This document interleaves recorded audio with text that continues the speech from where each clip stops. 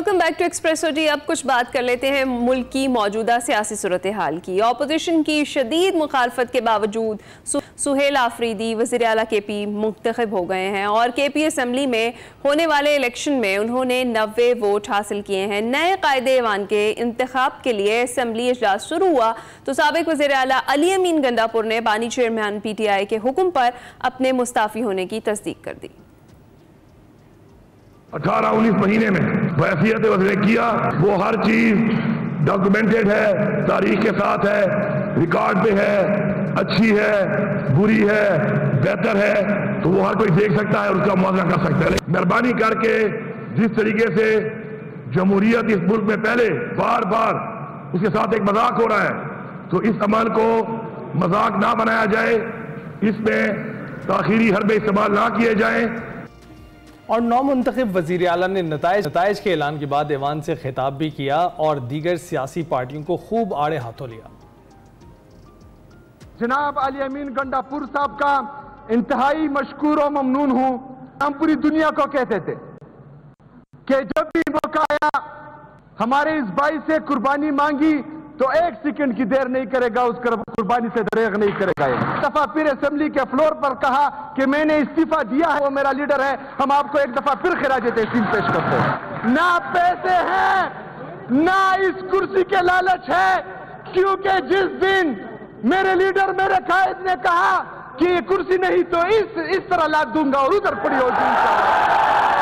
एक middle class family से ताल्लुक रखने वाला बंदा जिसका ना भाई सियासत में है और मेरे नाम के साथ ना जरदारी है, ना भुट्टो है, ना शरीफ है, अपने इन बाजुओं पर यहां तक पहुंचाऊं, मेहनत करके पहुंचाऊं, पर्ची से वज़ीर आला नहीं बना।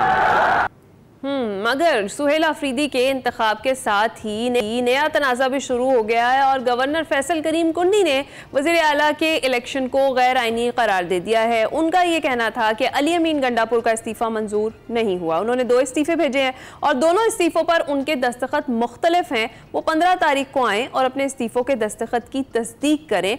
अपोजिशन जमातों ने वज़ीर आला खैबर पख्तूनख्वा का जो इंतखाब है उसे गैर आइनी अमल करार दे दिया और दोनों जमातों का इंतखाबी अमल के खिलाफ अदालत जाने पर इत्तेफाक सामने आ रहा है। दूसरी जानिब वज़ीर इत्तलात पंजाब अज़मा बुखारी ने सुहेल आफरीदी को फर्शी वज़ीर आला करार दिया। अज़मा बुखारी कहती हैं कि एक वज़ीर आला बेगम के कहने पर लगाया, दूसरा बाजी के कहने पर हटा दिया। बेगम और बाजी की लड़ाई में वज़ीर आला तब्दील हो रहे हैं। KP में इलेक्शन जाली, डी नोटिफाई हुए बगैर वज़ीर आला का इंतखाब गैर कानूनी है।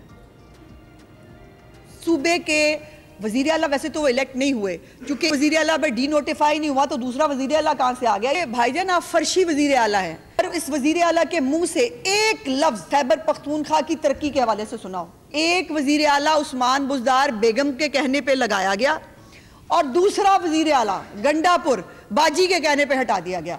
तो मतलब दूसरों को मौरूसियत की बातें करने वाले और दूसरों को जो है वो जमहूरियत ना होने का ताना देने वाले, उनका आलम यह है कि 2 बेगमात 2 बाजियां जो हैं उनकी लड़ाई में वज़ीर आला शौकिया चेंज होते हैं भाई।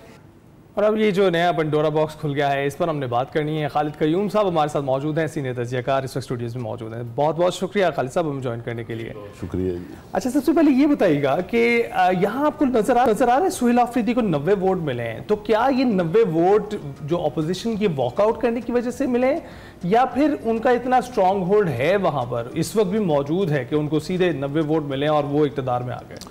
देखिए, वहाँ पर जो पार्लिमानी स्ट्रेंथ है PTI की वो इससे भी 3 वोट ज़्यादा है और ये अपोजिशन बाईकाट करती या बाईकाट ना करती तो दोनों सूरतों में इतने वोट ही मिलने का इम्कान था। तो इस हवाले से तो मैं समझता हूँ कि कोई सवाल नहीं उठता, क्योंकि उनकी जो अददी तादाद है वहाँ पर वो इतनी ही आलमोस्ट जो है इसके करीब ही बनती है। ठीक है, तो खालिद साहब, अब जो अली अमीन की जगह पे सुहेल आफरीदी आ गए हैं, इस तब्दीली की मेजर रीज़न आपके ख्याल में क्या है? और दूसरा ये कि अब क्या ये समझा जाए कि पाकिस्तान तहरीक इंसाफ एहतजाजी सियासत की तरफ बढ़ रही है? क्योंकि जिस तरीके से सुहेल आफरीदी ने जो असम्बली इजलास है खिताब में उन्होंने कहा कि जो लीडर की जानिब से जिस तरह की भी हिदायत आएंगी वो फ्रंट फुट से लीड करेंगे। आपको मालूम है कि मैं एहतजाजी सियासत का चैम्पियन हूँ, तो मतलब कि अब पाकिस्तान तहरीक इंसाफ एग्रेसिव फुट पर आकर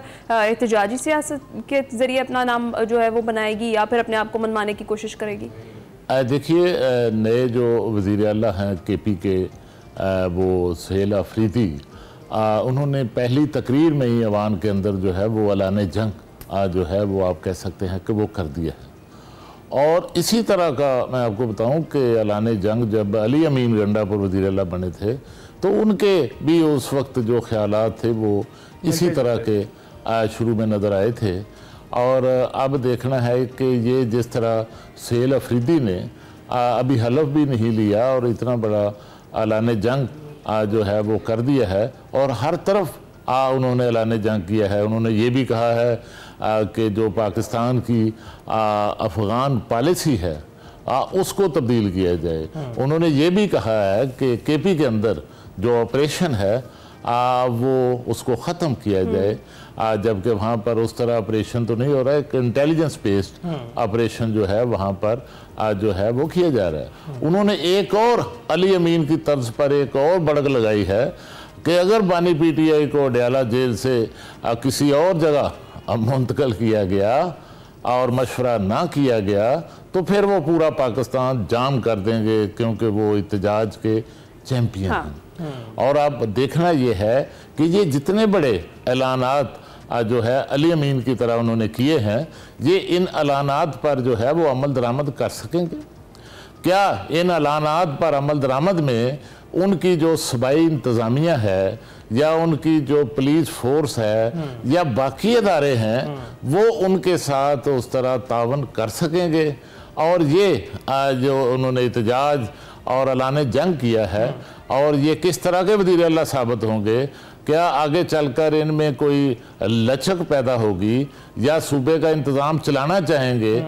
तो ये आगे वाले आने वाले दिनों में इस बारे में पता चलेगा। हम देख ही रहे हैं कि state is not taking it lightly. कोई भी इस तरह की भड़क मारता है या एहतजाज की कॉल देता है जिसमें इश्तियाल अंगेजी का जो अंसर पाया जाता हो, तो state is not taking it lightly, वो हम देख ही रहे हैं। इसके साथ साथ देखा हमने कि 26 नवंबर के बाद जो PTI की सियासत थी वो थोड़ा सा माइल्ड हो गई थी। हमें वो बढ़के सुनाई नहीं दे रही थी जो हमें 26 नवंबर से पहले तक सुनाई देती रही है। तो अब आपको लगता है ये दोबारा फिर उसी मोमेंटम को बनाने की कोशिश करेंगे? टूट नहीं गया यहाँ पर, यानी रियासत अपना बयानिया इन तक पहुँचा नहीं पाई? देखिए, सुहेल आफरीदी ने भी उसी तरह के बयानात दिए हैं जिस तरह जो 9 मई का जो मामला हुआ था और फिर 26 नवंबर का जिस तरह का एहतजाज का कॉल दी गई थी, उसी तरफ चलते हुए दिखाई दे रहा है। उसकी वजह यह है कि अभी वो नए वज़ीर आला मुंतब हुए हैं और अडयाला जेल से नया एजेंडा जो है वो लेकर आए हैं। मैं आपको बताऊं कि अली अमीन गंडापुर का भी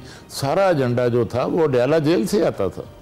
अगर वो इंगेजमेंट कर रहे थे एस्टेब्लिशमेंट के साथ तो वो भी बानी PTI के कहने पर कर रहे थे, और अगर वो एहतजाज की कॉल देते थे तो वो भी जो है वो बानी PTI की हदायत पर ही होती थी, उनका अपना एजेंडा नहीं था।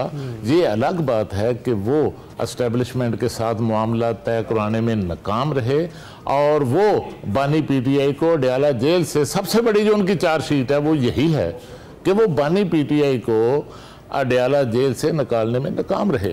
और एक नाकामी मैं समझता हूं कि हुकूमत की भी है, और वो ये नाकामी है कि वो उनको सूट करता था, अली अमीन गंडापुर उनको सूट करता था और उनके साथ उसकी अब बड़ी हद तक एडजस्टमेंट हो चुकी थी। और कई मामलात पर आपने देखा कि अली अमीन का वफाक के साथ तावन जो है वो भी लेकिन वफाक ने भी उनको कोई स्पेस नहीं दी। एग्जैक्टली। अब सुहेल आफरीदी वफाक से वर्किंग रिलेशनशिप बेहतर कर पाएंगे या नहीं, और हाँ वजह से ही शायद जो ये तब्दीली हुई होगी। बहुत शुक्रिया खालिद क़य्यूम साहब हमारे साथ स्टूडियो से मौजूद थे और खास करके पाकिस्तान तहरीक इंसाफ की सियासत को हम डिस्कस कर रहे थे। अभी हम जाएंगे ब्रेक पर, आप कहीं मत जाइएगा।